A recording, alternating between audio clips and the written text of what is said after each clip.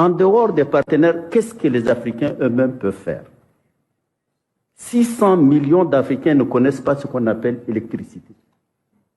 Comment on peut se développer? Comment on peut se développer dans ces circonstances? Il y a 20 ans, j'étais Premier ministre du Tchad. J'ai reçu une mission de la Banque mondiale. On discutait programme d'ajustement, on discutait de l'énergie. C'était une après-midi.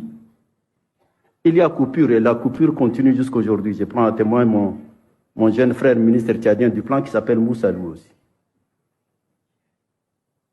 J'ai dû recourir à une lampe torche pour finir la réunion et j'ai remis cette lampe torche au chef de mission de la Banque mondiale qui est venu discuter de la situation d'un programme au Tchad.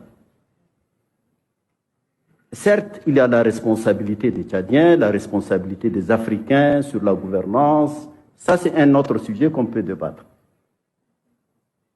Mais les programmes, les schémas conçus ailleurs pour sortir l'Afrique du sous-développement n'ont pas marché et ne marcheront pas.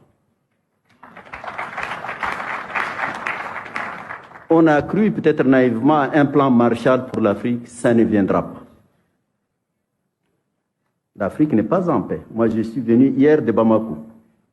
Je vais partir demain à Ouagadougou. Quand on prend le Sahel depuis au moins 10 ans, qu'est-ce qui se passe au Sahel? Dans ces conditions, on ne peut pas parler d'intégration, on ne peut pas parler de prospérité, on ne peut pas parler de paix. Et donc, l'une des premières choses est de se convaincre soi-même, en tant que leader africain, de la nécessité de revoir complètement notre façon de voir et de nous assumer de manière solidaire. Il y a des possibilités. Il y a des possibilités. Un pays comme le Tchad, que je connais le mieux, parce que c'est mon village, il a 114, et peut-être le ministre va actualiser, 114 millions de têtes de bétail. Il n'y a pas de fromage au Tchad. Il n'y a pas de lait pasteurisé au Tchad, parce qu'il n'y a pas d'énergie, parce qu'il n'y a pas de route.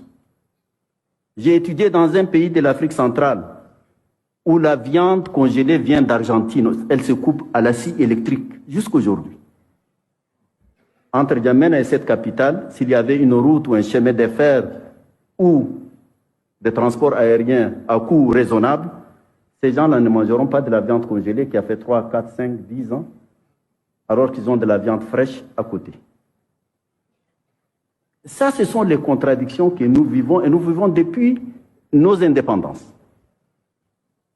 Un pays de la dimension du Tchad, 1 284 000 km², il n'y a pas 1 km de voie ferrée. Comment on peut faire les transports? Comment on va exploiter les mines? Comment on va exploiter le bétail? Comment on va exploiter l'agriculture dans ces conditions? Madame la SEO de Padre a dit peut-être que le Tchad est l'un des derniers pays au monde en matière de couverture électrique.